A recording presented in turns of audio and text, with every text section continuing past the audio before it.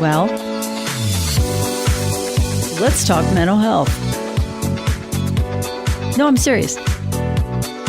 This is a big topic, and I think we need to talk about it. But that's what I do. I go where we really don't normally hear other folks going. I mean, how many times have we read an article or seen some kind of a white paper on how mental health has increased, the issues of mental health have increased in the workplace since the pandemic? Yeah, it's one thing to read a couple white papers or look at an article every so often about it, but it's far more meaningful when you can bring in an expert, and an expert that has actually lived through much of this. My name is Pandy Pridemore. You're listening to The Human Resource, and our guest today is Scott Warrick. Now, if you've been watching the show over the last couple of years, you know Scott's one of my favorite participants on the show. And you know that his background and his credentials are unquestionable. He's an attorney, but he's also an HR consultant and an expert. And Scott, how do I come on in, Scott? Oh, hey, how are you? How else do we describe where or how or why you've gone into this expertise of mental health? Well, it's sort of like everything that bad happens to you, you really do. It goes back to Viktor Frankl, Man's Search for Meaning, and it can get you through some of the most horrible situations. And just for Viktor Frankl, it got him through living 2 years in German concentration camp of Dachau. So the idea is, hey, if something bad happens to you, how can you make it a good thing? How can you, live with it? And so I got started on this whole mental health issue when my oldest son was born, and it took us 5 or 6 years to get him diagnosed, but he was finally diagnosed with something called Asperger's autism. And so now that was back in like 2001, and nobody knew anything about this. And so it was brand new, and the world of neuroscience was pretty much brand new. And we took him to the best doctors we could find, these psychiatrists that charged $400 an hour who didn't know anything. And they kept telling us, and they didn't take insurance, by the way, and they kept telling us, look, this is just the way he's wired. This is the way he's going to be. You probably need to prepare yourself that he might need a special school. He might not be mainstreamed, and he might not go to college. It just, kind of depends. So my wife and I couldn't settle for that. So I got on the internet, which, by the way, was pretty much brand new back then. You didn't use words like Google. Okay. You went to Yahoo. Okay. And things like this. So I started researching it, and I discovered very quickly that medical practitioners throughout history, going all the way back to Louis Pasteur, are always 20, 30, 40 years behind the scientists. Okay, so I discovered this whole world of neurology and nuclear SPECT scans, where you can actually scan the brain and go in and watch it function live, which is different from a CT or an MRI. A CT or an MRI will go into your brain and look for things that are wrong structurally. And so it's an X-ray, really. If you do an X-ray on a dead person with a broken arm, it'll show up the same on a dead person as if they were alive. SPECT scans are different. They're nuclear. And what they do is they watch you think and take pictures of the blood flowing in and out of your brain and the activity level. So in 2006, Michael and I, in January, flew to Reston, Virginia, got his scans, and his brain was a tremendous mess. It was hot spots. We had blood flow issues. But they started talking to us about rewiring the brain and all this stuff, like how much water you drink, the therapies that you undergo, your diet, the people you hang around. So we put a whole program together for Michael and followed it for the next 2 years. And so we went for follow-up scans in 2008. And his brain was about 10, 15% better. it had improved. It had rewired. It had calmed down. So we were on the right track. And my wife said, as long as you're here, hey, you need to get a scan. She was talking about said, you. No. All about me, yeah. She said, you're nuts. You need a scan. And the problem, if you're nuts, you don't know it. And so I said, no, I don't. So I got a scan. And I've been reading these scans for a couple of years by then. I saw right away with my intake and everything, it's not just a scan, but there's like 6 hours of intake. It's the most complete intake I've ever seen in my life. Wow. And the scans, it showed that I had blazing post-traumatic stress disorder. And I had a lot of hot red spots, in which I'd burned my brain basically in my left temporal lobe. And if you burn your left temporal lobe, that has anger towards yourself, which easily leads to suicide. Right side of the brain is anger towards other people, in which then you probably start killing people, okay, or something like this, which you're seeing in our world today. And so I started my own program. And I put together a whole list of a bunch of different things. How much water you drink, the people you hang around, exercise, pets, meditation, massage, all these things. But I discovered overwhelmingly the number one threat, and this is from the American Psychological Association, this is from Johns Hopkins, this is from Stanford, the number one threat to your health, not just your mental health, but to your health, are the bullies that you live around every day and work with. And so, number one rule, get all the jackasses that I can out of my life. Number one.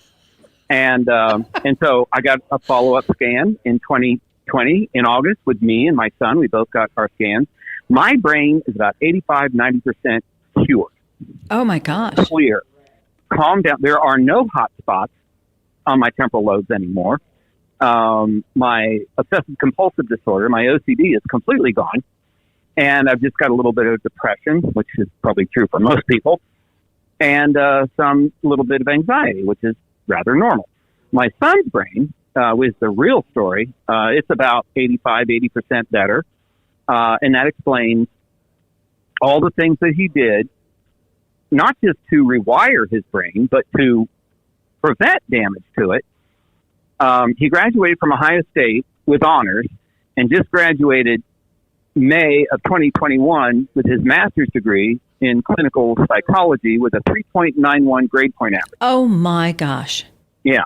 So it is amazing to me what I'm talking about right now with cognitive behavioral therapy and controlling the distress in your life. Okay. And let me just point out here, if your car won't start, that will give you distress. If you have too much work, that will give you distress. If you lose your keys, that will give you distress. But your keys won't kill you. And your body knows that. Your brain knows that. Distress from bullying. And when I say distress, I want people to think of massive amounts of cortisol and adrenaline flooding their body. And just so you'll know, the first organ that you damage is your brain. Because it feels like soft room temperature butter. It's very soft. And it only makes up 2 to 3% of your body weight. And 20 to 25% of all that cortisol and adrenaline, everything that's in your blood, everything that you eat, is going to go right to your brain. That is a disproportionate amount. And so, long story short, if you live with bullies, if you work with bullies, and the American Psychological Association has said in 2020, we're at crisis mode. We have a lot more people on psychotropic medications than not on them, and their conditions are just getting worse.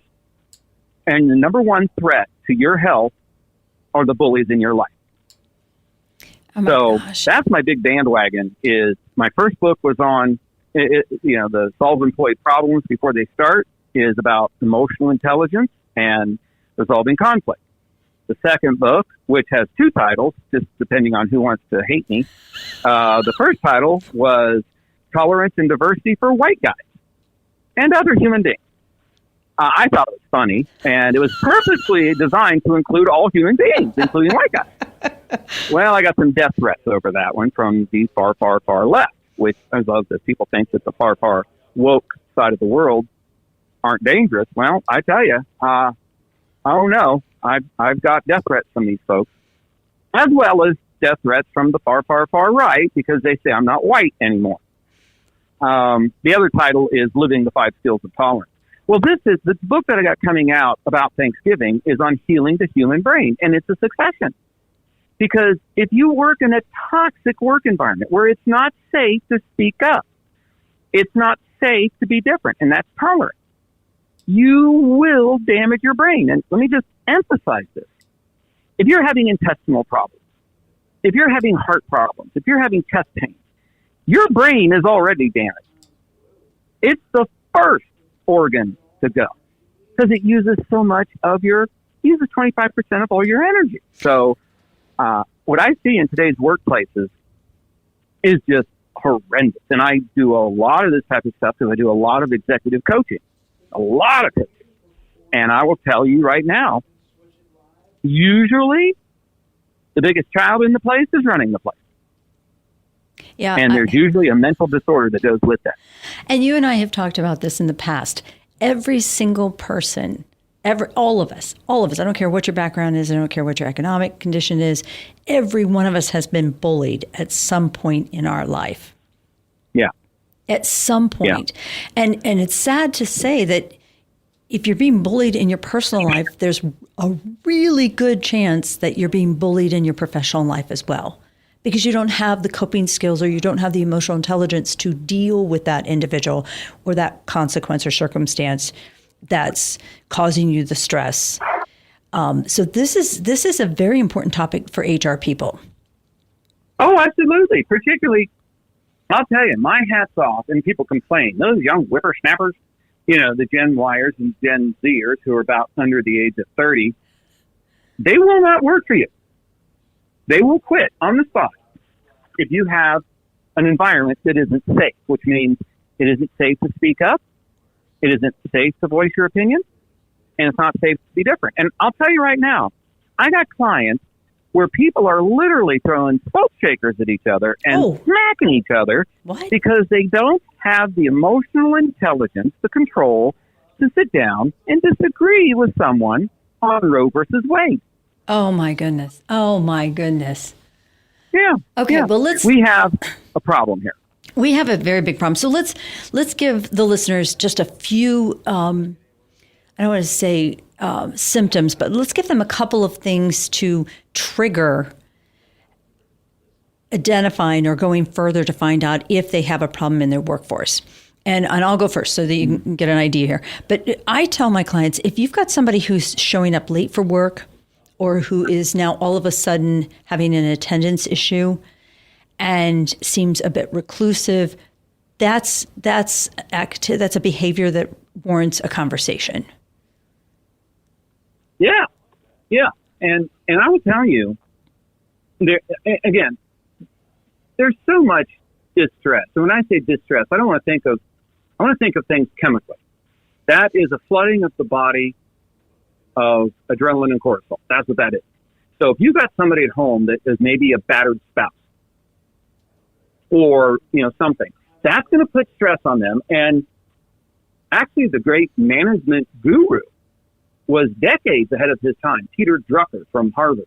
Yes. He said, banish fear. Because when you have fear in the workplace, your brain shuts down. And let me just sort of explain this real quick. If in class, I'll ask people, hey, how many people could drive me downtown, not get in an accident, not get a ticket, not get us killed?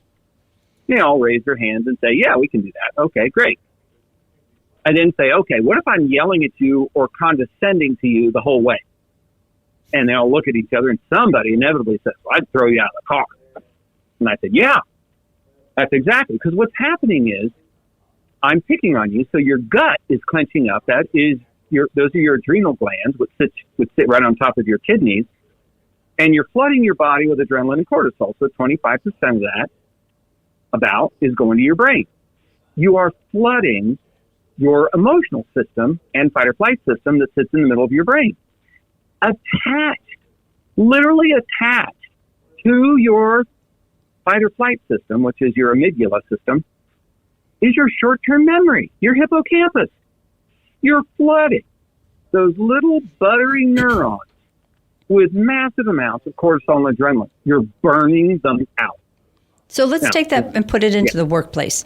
If we've got an employee that comes to a meeting and is just literally shutting down, or they can't seem to maintain a consistent thought, their eye contact is completely broken, they're stuttering or stammering in their discussion, there's another indicators of whether that individual feels comfortable and safe in that conversation, in that engagement, in that, maybe even in the department.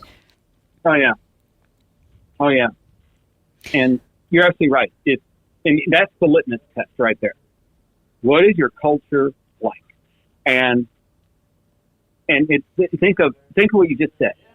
I'm going to sit down and I'm going to talk to an employee. If that employee is afraid to disagree with you or say anything to you, you've got a toxic work environment. Yeah. No one has built trust. Yeah. And so, think of it this way. It's like with employee surveys. I'm a big fan of employee surveys to gather data. That's all great. Okay. But at the same time, if you do the survey, most people do it anonymously. And I always ask, well, why did you do it anonymously? Why didn't you just tell people that their names would be revealed? And I always hear the same thing. It's like, oh, well, we want them to be honest. And I'm like, that's your problem. That's your problem. Yeah. Because you can't go up and talk to people because you have not built trust. And trust is emotional intelligence, keeping yourself under control, and using what I call those EPR skills, empathic listening, which means you start with listening from their side. You parrot it back. That's the P. And if you ever disagree with someone, you've got to build trust. And that means you reward that person for disagreeing with you. You would say something like, I see where you're coming from, and you have a right to your opinion. You have a right to believe that. I would never tell you what to think. But here's what I think. And so you see, you give them permission to disagree with you. That's called EPR. Most people resolve conflict like a bull in a china shop. And you turn around to somebody and say, well, I disagree with that. That's wrong. Where'd you get that idea? Okay, that makes your gut clench up. And inevitably, what you just did is you just told them that you think they're stupid. You didn't mean to do that, but that's what you did. So, yeah, Pandy, that's it right there. If you have somebody who can't sit down and talk with an employee, say, hey, tell me what's going on, and they will not trust you, that means you have not spent the last 4, 5, 6, 8 months building trust with them, which means disagreeing with them on the issues and giving them permission to disagree, making it safe. So the question is, viewers and listeners, how many of you have created that safe environment? How many of you are actually listening and giving them the space and the freedom to say what they need to say so that they can get back to producing and working and enjoying what they do for you? My name is Pandy Pride-Morin. Scott Warrick, what do I say? I can't have you on here enough. Hey, thanks. I enjoy it. And thank you for watching The Human Resource. Please come back.